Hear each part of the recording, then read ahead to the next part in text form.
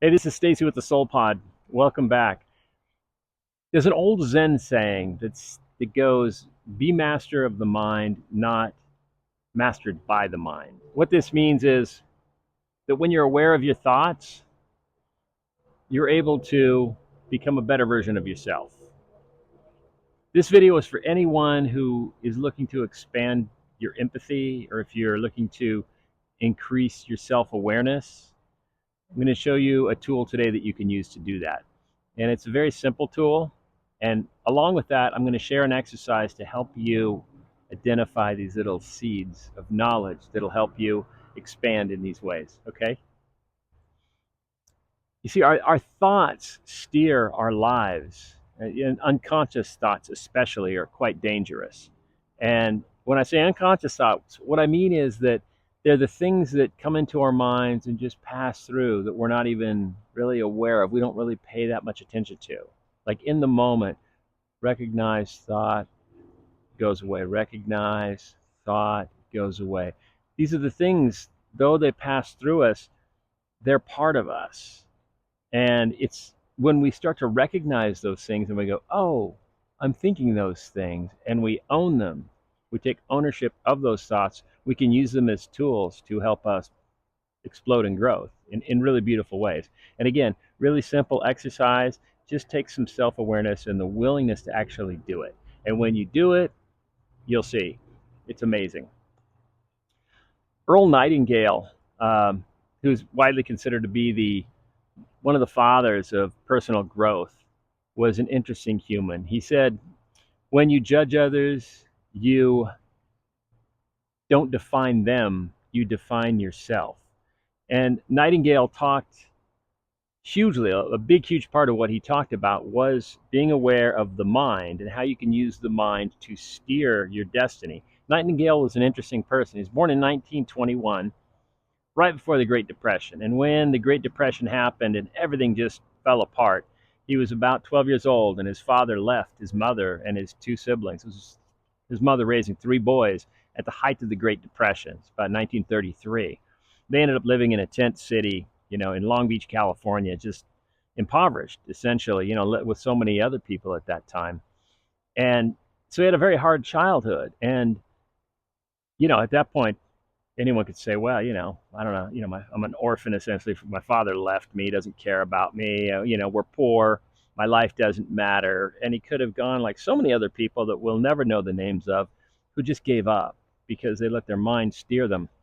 He's an interesting human because not only did that happen, but he said, at the age of 17, I'm joining the military. I joined the Marine Corps right before World War II happened, and ended up being a Marine, on one of 15 Marines who survived the attack on the USS Arizona at Pearl Harbor.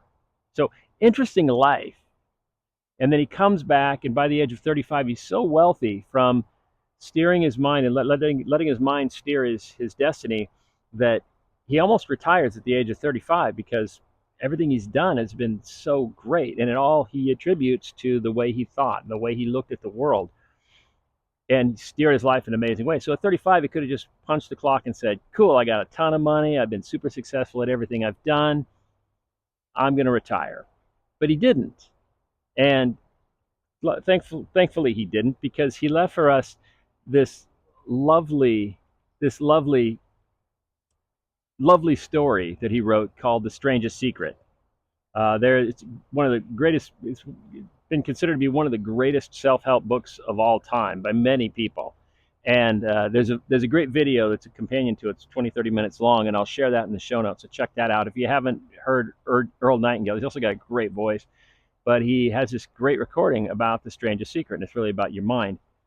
Back to the point that I'm talking about, which is more specific than the strangest secret is going to go into, is that in terms of the mind, we can change our destiny by simply being aware of our thoughts. And I'm going to share an exercise with you now that'll help you do that. Every day, we have countless thoughts that go through our minds. And the ones that I want to talk about today are judgments. When we see a person and we have a thought, and again, it's that flowing through us thing. When again, like you look at someone and you go, oh, she's old, or oh, he's this person's crippled or that person's homeless or whatever thoughts may go through your mind. Sometimes they're good thoughts, sometimes they're positive thoughts, sometimes they're like, oh, pretty, or oh, smart, or seems like a nice guy, or like looks like my cousin. We have lots and lots of thoughts. Some of them though are more judgmental, and it's those judgmental ones where there's some really good gold if we're aware of it and we own it. So this is the exercise. Grab a piece of paper and a pen, go somewhere public alone. I say alone because you don't want to get distracted by another person across the table from you or whatever. And maybe a coffee shop or grab food or whatever and sit there. Give yourself 1 to 2 minutes and just notice people and write down one word each time you feel like you have a judgment. And my list is, I did one of these today, and the list was something like old, sad, homeless, gay, judgments, right? Some of them were happy, um, lonely, it was about 50-50. Half of them were positive judgments, half of them were what you might call negative judgments, but judgments, right? That's where the gold's at. When you go back and you look at this list, you can ask yourself, when you look at the ones that are judgmental in a negative way, you can ask yourself, how does that translate to me? Like, what is it that I'm projecting from me that I don't like about me on this person? And this is the exercise. When you start recognizing these things, like I will frequently notice when someone's poor or someone's homeless, or what that says about me is this insecurity I have left over from my childhood about the fact that we grew up poor, right? And probably why I'm inspired by someone like Earl Nightingale. Like, some of my biggest heroes are people who grew up poor, who overcame that. And it was only later that I put together, those pieces. I'm like, oh, that's one of the reasons that I find these people fascinating, is because they didn't let that hold them down.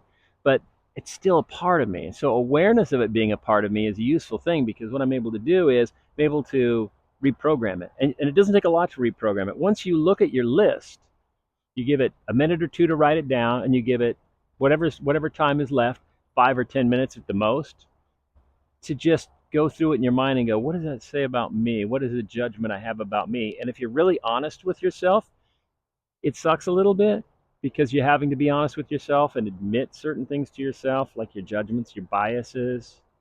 And it's simply the awareness of that in that moment where you go, oh, I see why I'm doing that.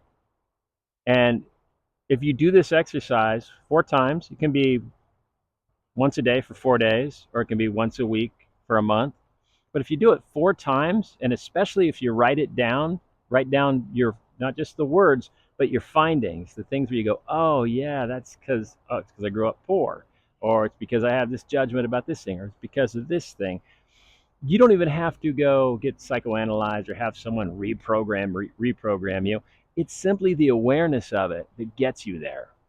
Just simply going, oh, I see what I'm doing there. It's having empathy for yourself.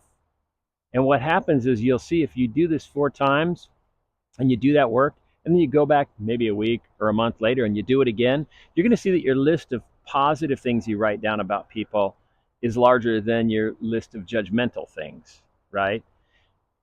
My list is shrinking. Like, my judgmental stuff is getting smaller and smaller and smaller. Now, mind you, I didn't do this with this sort of intent. I did it over a period of time and got these results, but no one told me this trick. This is a trick I'm sharing with you that I figured out on my own over a period of about a decade.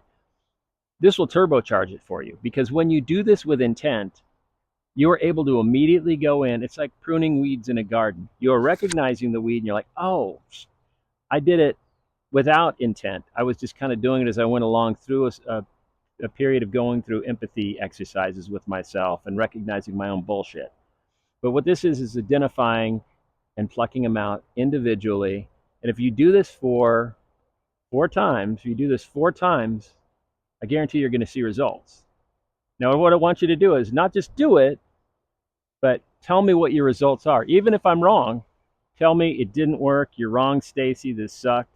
But if it does something for you and you watch this video and you go, wow, I see that I'm better and I'm stronger, I'm more empathetic, I have increased self-awareness, I have more self-confidence, because that's another thing. If you get any results from it that are positive, leave me a note in the show notes, and just give me a thumbs up or go, yeah, this worked. Tell me didn't work for me, or maybe you need a little extra help with it.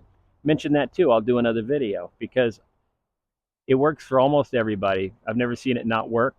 But if it doesn't work for you, I want to figure out what will. So do the exercise, and you're going to be stronger, more empathetic, more self-aware, and I think it's going to serve you. Zeno of Citium, the great philosopher, the early and original Stoic philosopher, said, man conquers the world by conquering himself. You ladies too. We do. We conquer the world by conquering ourselves. The way we conquer ourselves is by being aware of the nonsense that's crept in and pulling those weeds out of the garden of our mind, where we get stronger and stronger and better and better. Be master of the mind, not mastered by the mind, and you'll live a happier life. I'll see you guys on the next video. Let me know how it goes.